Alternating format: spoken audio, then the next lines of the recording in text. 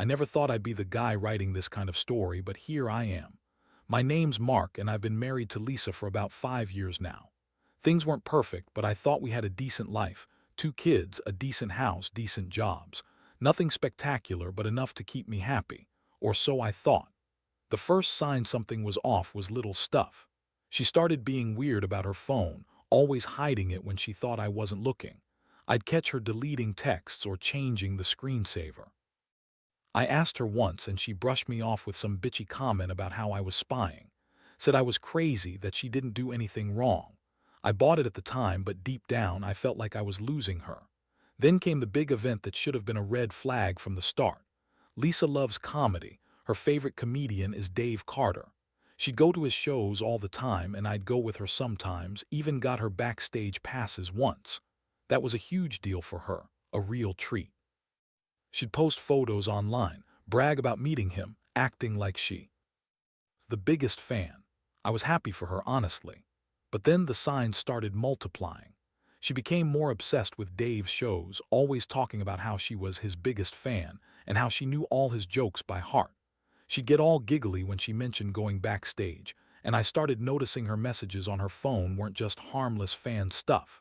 They'd be weirdly flirty, and she'd always say it was nothing. One night after a show, I stayed up late on her phone just out of curiosity. I wasn't snooping, just thought maybe she'd saved a funny meme or something. But what I found was something else. Photos. Photos of her leaving the venue, but also photos with someone. Someone tall, handsome, with a kind of mischievous smirk. At first I thought it was just a fan, but then I noticed the date and time, just a few hours after the show had ended. What really made me sick was a photo she posted herself with her arm around him, captioned, "Best night ever." The guy was smiling, leaning in close, and she looked happy, way too happy. I could tell it wasn't just a fan photo, not by the kind of warmth in her eyes. My stomach dropped. I recognized the guy in the picture immediately, Dave Carter, the comedian she loved so much. My mind was racing. I stared at that photo for so long I thought I'd go numb. This wasn't just some innocent fangirl moment. She was sleeping with my favorite comedian. My heart felt like it was shattered into a million pieces right then and there. I never thought she'd do something like this, not with someone I'd admired for years. I had no idea what to do. I mean, I knew I had to confront her, but I was also terrified of what I might hear. I didn't want to believe it, but the evidence was staring right at me. I've always been a pretty level-headed guy, but this was pure chaos. I didn't sleep that night, just replayed everything I'd seen, trying to make sense of how the woman I loved, the woman I trusted, could do something so disgusting. The next morning, I woke up furious. I could feel my blood boiling just thinking about her lying to me, sneaking around behind my back with my hero. I had dreams of confronting her, demanding answers, maybe yelling until she broke down, but I also knew I had to be smart about it. The last thing I wanted was to come across as some jealous idiot, even if that's exactly how I felt inside. I needed a plan, so I decided I'd wait until she came home that evening, then confront her face to face. I wanted to see her reaction, hear her excuses, see if she'd even try to lie her way out of it. I wasn't sure what I was expecting: anger, denial, tears. Whatever it was, I knew this was going to be the beginning of the end. I just didn't know how bad it was going to get. That afternoon dragged on forever. I kept staring at my phone, checking the clock every few minutes, trying to get my head straight. I kept telling myself to stay calm, to look at this logically. She's probably just a crazy fan, right? But deep down, I knew better. I'd seen enough to know this was something else entirely. When Lisa finally walked in the door, I felt my stomach twist. She looked tired, like she'd been running around all day. But she was also hiding something behind that bitchy smirk she always wears when she's annoyed or hiding something. She tossed her purse onto the table and smirked at me. "Hey babe, long day," she said, her voice dripping with condescension. I didn't even bother answering. I just looked at her, waiting for her to give me a reason to stay calm or to blow up. She rolled her eyes, crossing her arms. "What's your problem? You've been acting weird all day." I took a deep breath. "Lisa, I saw the photos," I said softly but firmly. Her face immediately shifted from that fake smirk to genuine annoyance, then a flash of anger. "What photos? You're being ridiculous," she snapped. No, I saw them. You and Dave Carter, the guy you're obsessed with, I said, trying to keep my voice steady. Her eyes narrowed and she scoffed. You're delusional. I don't know what you're talking about. Maybe someone hacked my account or you're just imagining things. I shook my head. Don't lie to me. I know you've been cheating with him. I watched her eyes flit around, searching for a way out. She looked at me like I was some idiot, like I was crazy for even bringing it up. That's when the bitchy, manipulative side of her came out. Oh, so now you're accusing me of cheating because I had a good time. Get over yourself, Mark. You're so insecure, it's pathetic.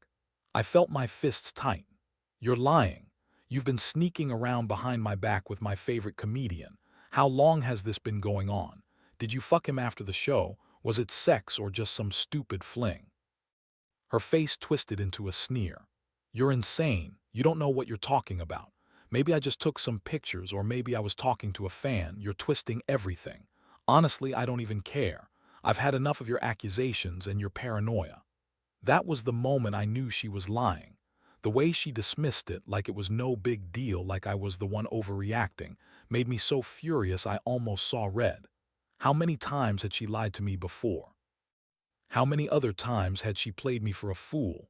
I could feel my heart pounding. In my chest, every ounce of pain and betrayal boiling up. I wanted to scream at her, to tear her apart, but I knew that wouldn't help. Instead, I told her I needed some time to think. She rolled her eyes again and snapped, "Whatever, Mark. Do whatever you want," then stormed off to the bedroom. As soon as she was gone, I grabbed my phone and stared at those damn photos again. I wasn't going to let this go. I needed answers, and I knew damn well I wasn't going to get them from her. I felt insulted, humiliated, and honestly a little lost. I'd always trusted her, and now I wasn't sure if I knew who she really was. The woman I married, the woman I shared my life with, was sleeping with Dave Carter, the guy I used to think was funny, now just a symbol of betrayal. I sat there for a long time, feeling cold and empty. I thought about everything, how she'd lied all these years, how she'd played me like a fool. I kept wondering what I'd done wrong, but deep down, I knew this wasn't about me. It was about her, Lisa, the woman I thought I knew. She's the kind of girl who pretended to be sweet, but underneath, she's just manipulative and self-centered. And now she destroyed everything we had built. I hated her for it, but I also hated myself for not seeing it coming. That night, I didn't sleep. I just stayed up, staring at the ceiling, replaying every moment, every lie she told. I kept thinking about how much I loved her, how I'd trusted her, and how she'd just thrown it all away for some stupid affair with my hero. I knew I had to do something, but I wasn't sure what yet. All I knew was I wasn't going to let her get away with this. Not without a fight. The next day was maybe the hardest of my life. I woke up feeling like I'd been hit by a truck. My stomach was twisted, my mind racing. I kept seeing that photo of her with Dave Carter, the way she looked so genuinely happy, like she was finally living some fantasy. It was a punch in the gut every time I thought about it. I didn't want to just roll over and accept it, but I also didn't want to go full crazy either.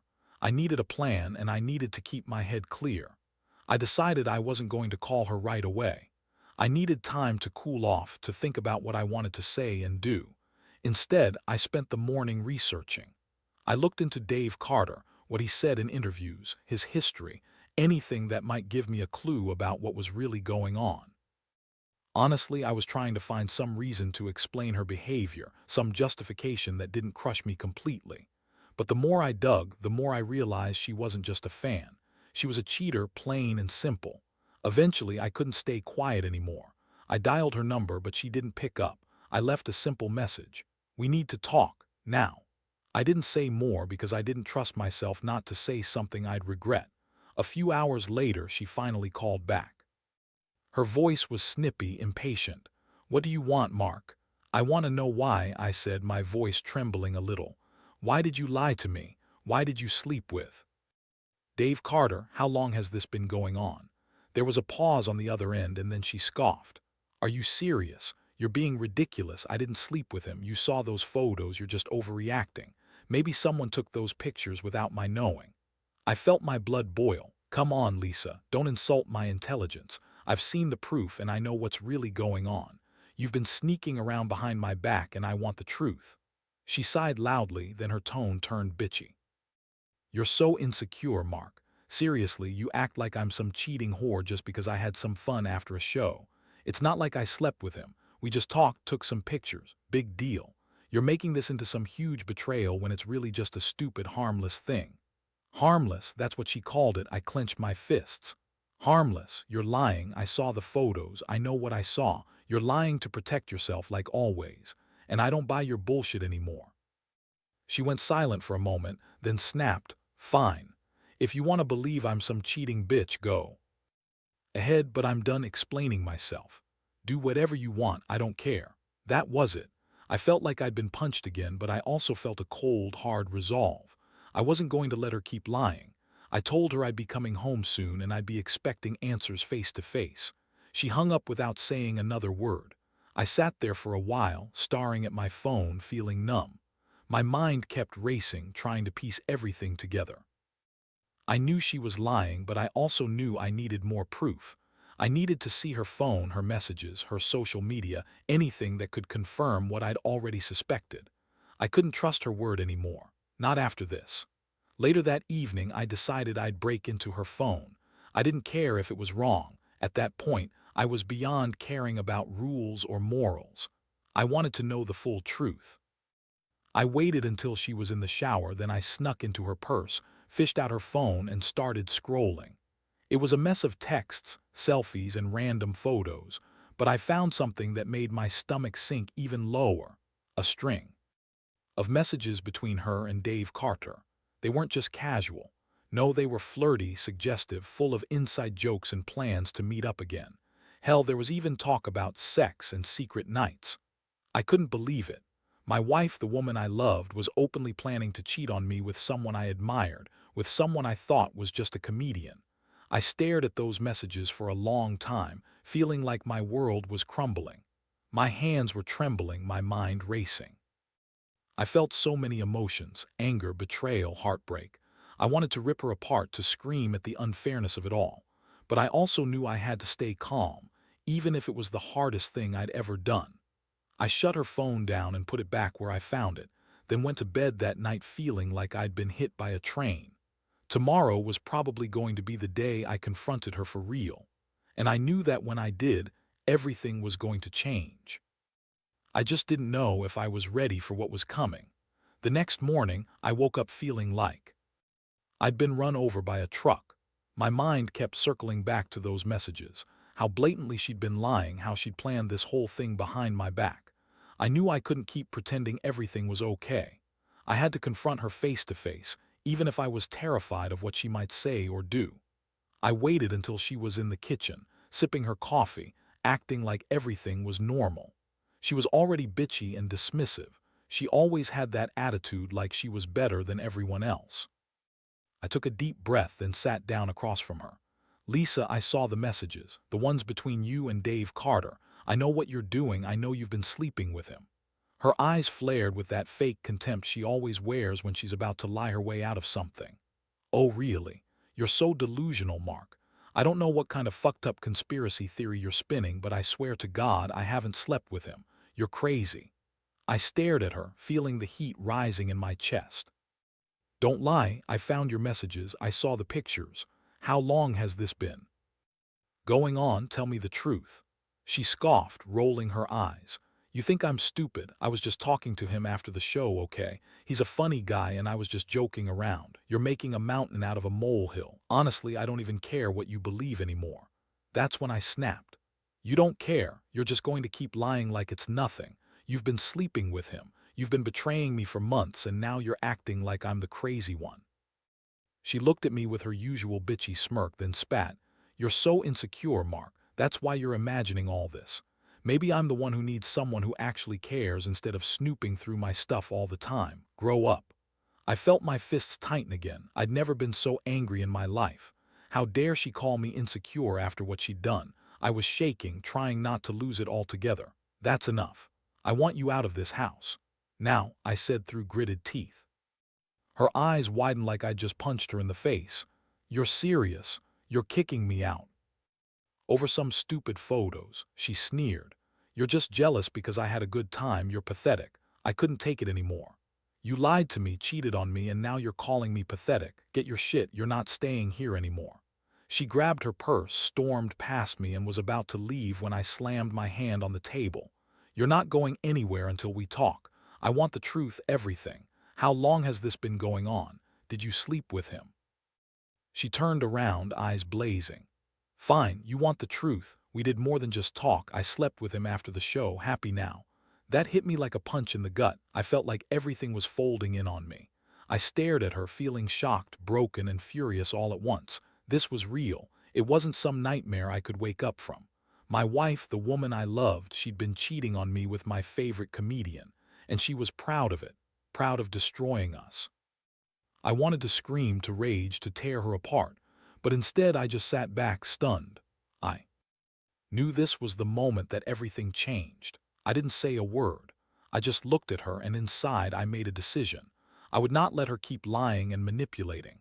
I would find a way to make her pay for this betrayal in my own way. Because no one, and I mean no one, treats me like this and gets away with it. Not anymore. After she finally admitted it, the room felt like it was closing in on me. My hands were trembling, and I couldn't tell if it was rage or heartbreak. She stood there smirking like she'd won some twisted victory, but I knew better. I knew this was just the beginning of something I was going to have to face head on. I told her she had to leave that day. No more excuses, no more bullshit about harmless fun. I wanted her out of my house, out of my life, at least for now. She argued, of course, calling me crazy and accusing me of overreacting. She said I was just jealous, that she deserved better, that I was insecure. But I didn't care what she said anymore. My mind was made up. While she packed her things, I sat on the couch, feeling like I was going to explode. All the pain, the betrayal, it just kept building up inside me. I kept thinking about how I'd trusted her blindly, how I'd loved her and believed in us. All of that was gone now, wiped out by her lies and cheating. I felt like I didn't know who she was anymore or who I was as a man. I also knew I couldn't just cut her out and move on. No, this needed to be dealt with. She crossed a line that couldn't be erased easily. I decided I would get revenge, not in some petty way, but in a way that would make her regret everything. I wanted her to feel the pain of what she did, the betrayal she inflicted, and I started planning how I'd do it. First, I made sure she left that afternoon. She threw a fit, saying I was overreacting, but I didn't care. I told her I didn't want to see her again until she was ready to be honest and truly apologize. When she finally stormed out the door, I felt a strange mixture of relief and emptiness. She was gone, but the anger was just getting started. I spent the rest of the night Googling ways to make her pay, ways to get back at someone who had shattered my world. I wanted her to realize what she threw away, what she lost, me, our family, everything. I knew I'd be careful, though. I didn't want to do anything illegal or reckless, but I wanted her to see that she couldn't just walk over me and get away with it. The hardest part was the emotional toll. I felt like I'd been punched in the stomach 100 times over. I kept replaying the moments, her smiling so genuinely with him, her lying, her sneaking around. I thought about how much I loved her, how I'd given her everything, and how she just tossed it aside like trash. I felt so stupid for trusting her, for believing she was different. But I also realized something important. I wasn't going to stay broken forever. This betrayal had hurt me deeply, but I was going to come out of it stronger. I wasn't going to let her ruin me. I would find a way to move on, to rebuild who I was without her, and I'd make her regret losing me, even if it was the hardest thing I ever had to do. That night I sat alone in my house, staring at the empty space where she used to sleep. I knew I'd have to face the aftermath, telling the kids, dealing with family and friends, figuring out what life looked like now. But for the first time I felt a flicker of resolve. I was done being the victim. From now on, I was going to be the one in control. And no matter what, I'd find a way to get through this mess. The days that followed were a blur of chaos and reflection. I didn't expect to feel such a jumble of emotions: anger, sadness, relief, and a strange sense of clarity. I started doing what I should have done from the beginning, focusing on myself. I rented a small apartment nearby, just enough space to breathe and think without her sneering face in my house. Honestly, I felt like I was starting over, even if it was a battered version of myself. Dealing with the fallout was a nightmare. First, I had to tell the kids. That was the hardest part. I didn't want to break their little hearts, but I knew hiding the truth wasn't an option anymore. I sat them down and explained that mommy and daddy were going to live apart, that sometimes grown-ups make mistakes, and it's nobody's fault really, but that we'd all be okay. They didn't fully understand, but they sensed the sadness in my voice. I promised them I'd always be there for them, no matter what. That moment crushed me, knowing how much my decision was going to change their lives, but I also knew I couldn't stay in that toxic mess any longer. Over the next few weeks, I watched her try to come back, call me, send messages. She's still bitchy, still lying, trying to manipulate her way back into my life with false apologies and fake tears. But I saw through all of it. I wasn't about to fall for her bullshit again. I'd learned my lesson too hard and too late. I realized her apology was just her trying to save herself, not genuine remorse. I didn't want her back, not after what she did. Revenge, I decided, was pointless now. I'd already hurt her. In ways she'd never see coming, with the way I'd quietly cut her out of my world, with how I'd moved on. I didn't need to do anything more. The knowledge that she lost the trust of the man she betrayed was enough.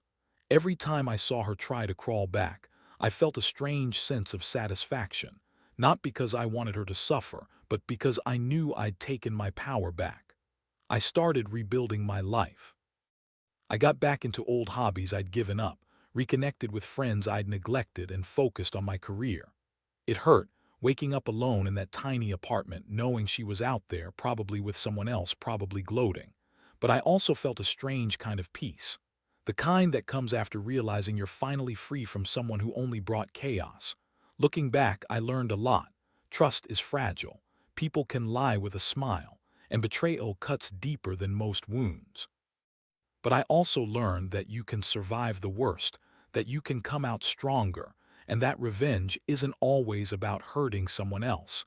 It's about reclaiming your dignity.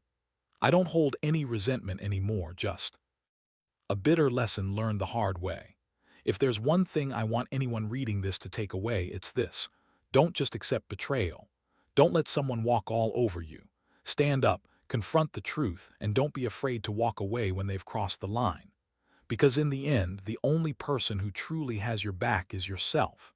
And sometimes, losing someone you loved is the price you pay for finally finding your own strength.